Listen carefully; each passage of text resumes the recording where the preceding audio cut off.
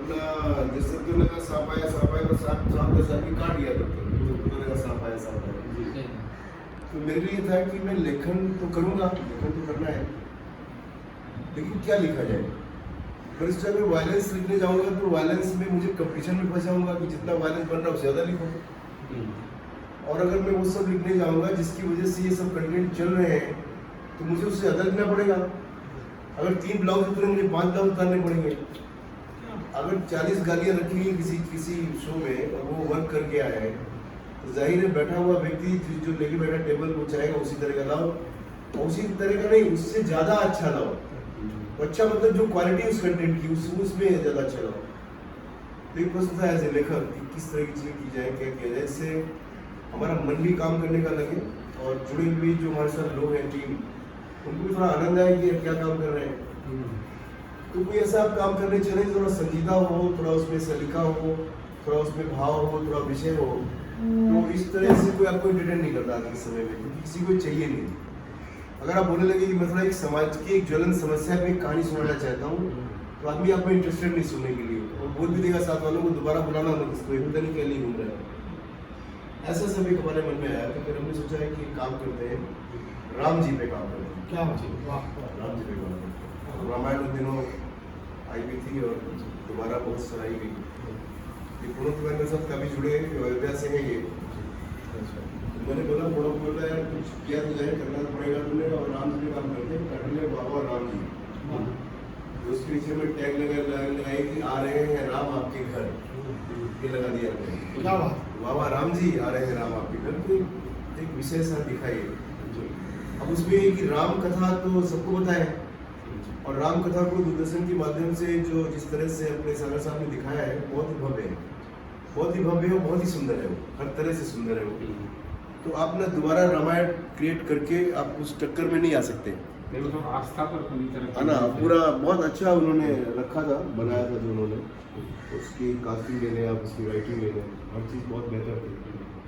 तो हमने सोचा राम कथा को भी साथ लें और साथ में हम आज की व्यथा को लें। आज का समय इसमें ज़्यादा तो पीड़ा ही आदमी उठा रहा है, तो कोरोना ने काफ़ी माना है, तो आज की व्यथा को लें और इन दोनों को मिला के एक घंटे का एक शो बनाया। तो हमने काम शुरू किया, 1.5 साल होने को आया, वही काम चल रहा है।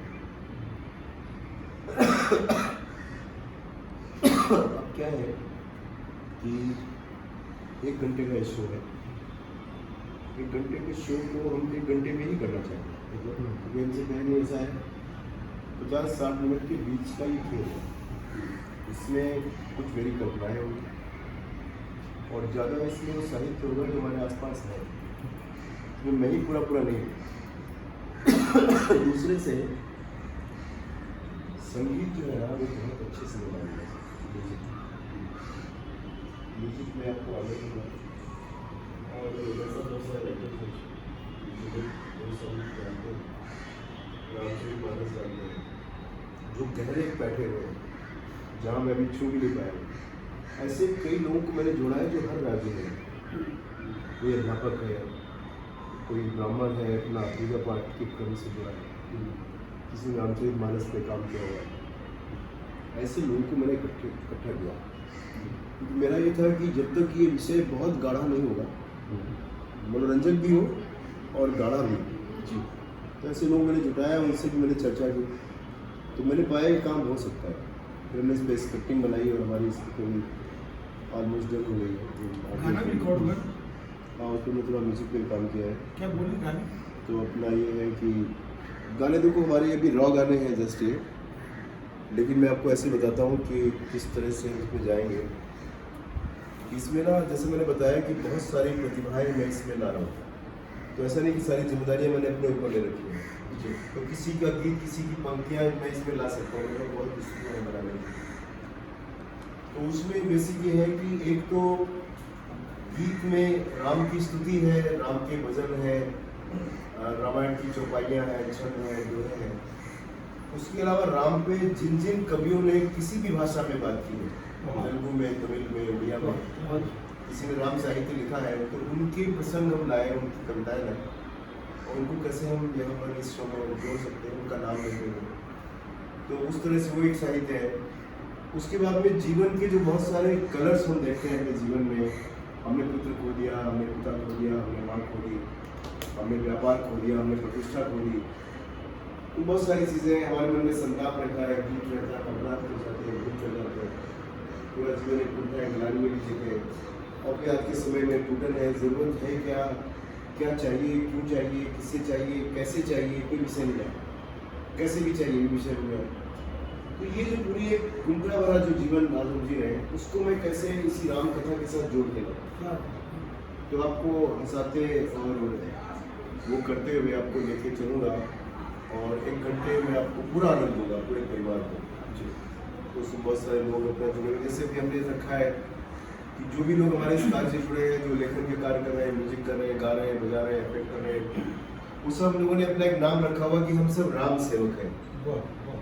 तो हर वर्कर हमारा सब आपस में परिचय दूसरे रहते हैं कि हम सब राम सेवक हैं। जब मेरा शो आएगा तो शो में जितने लोग होंगे सब राम सेवक हैं जी। जैसे हमारा एंकर भी जो आएगा, वो एंकर भी आके यही बताएगा कि हम सब राम सेवक मिल करके राम की सेवा में उपस्थित हैं और एक सेवा भाव से आपको हम जोड़ेंगे। तो हमारे राम सेवक ये हमारे एडिटर साहब हैं विनोद सिन्हा जी, हमारे राम सेवक ये खुला है हमारे राम सेवक, और वो जो महिला हमारी कलाकार होंगी वो राम सेविका होंगी जी। एक टीम के साथ हम जाएंगे और बेसिक उद्देश्य ये है इसका विषय का कि कच्ची पक्की जानकारी रखना राम के बारे में या राम कथा के बारे में, या फिर विश्वसनीयता ना होना, सिर्फ व्यवस्था के साथ में कभी समर्थन कर देना, या फिर रुझान ना होना कि सनातन धर्म क्या है और राम क्या है, उस तरह रुझान ना होना। और ये किसी भी उम्र के व्यक्ति के अंदर, और ख़ास करके अगर हम 14 साल से लेकर के 22 साल तक के बच्चियों की बात करें जो इंग्लिश स्कूलों में पढ़ रहे हैं, जो एक शहरी व्यवस्था में है, वो अपने एक टारगेट में है जीवन में। तो मेरा इसमें लक्ष्य क्या है, मेरा प्रयास है कि लोगों को ना राम से और गहरा जोड़ पाऊँ और गहरा जोड़ पाऊँ, और आपको ये लगे कि ये जो एक हमारे सामने जो मंडल है, राम मंडल है जो, ये एक्चुअली यही हमारा अस्तित्व है। हम इसे स्वीकारें कि हमारा भारत का अस्तित्व तो यही है और इसी अस्तित्व से सारी शाखाएं जुड़ी हुई हैं। क्योंकि अगर मैं राम की बात करूंगा तो मैं रिश्तों की बात कर सकता हूँ, अगर मैं राम की बात करूंगा तो मैं त्याग की बात कर सकता हूँ, मैं राम की बात करूंगा तो मैं साहस की बात कर सकता हूँ, मैं राम की बात करूंगा तो मैं शासक की बात कर सकता हूँ। तो राम के आचरण में, उनके जीवन में ये सब चीज़ें बहुत तेजी से हमेशा घटित हुई हैं। तो मुझे लगा ये विषय है, प्लस क्या है, राम की बात से मैं प्रगति की बात कर सकता हूँ और सनातन धर्म के वो जो नियम कह लें, उनकी व्याख्या कह लें, लेकिन अगर उनकी हम बात करें, सनातन धर्म की व्यवस्था की बात करें, तो ये व्यवस्था एक साधारण मानवीय व्यवस्था है, इसमें कोई विशेष नहीं है, इसको विशेष तरह देखा भी नहीं जा सकता है। ये एक मानवीय व्यवस्था है कि मानवीय व्यवस्था में राम से जुड़े वो सारे शेड्स की आवश्यकता है, यही वो व्यवस्था है। तो फिर ये विषय पे फिर हमारे साथ जुड़े हुए लोगों ने काफ़ी इसमें वो में किया है। जैसे लोगों ने रामायण देखी तो उससे थोड़ा अलग रहेगा जी, रामायण के प्रसंग थोड़े थोड़े आएंगे, बाकी सब चीज़ें अलग होंगी। आधुनिक संदर्भ रहेगा ना, बाकी सब चीज़ें अलग होंगी। कैसे अलग होगी, जैसे मैं इसमें एक लाऊंगा घुंघरू टीवी, स्क्रीन रहेगा पीछे, एक प्रोडक्ट आपसे मैं शेयर कर रहा हूँ, इसको थोड़ा बंद कर दिया 2 मिनट, प्रोडक्ट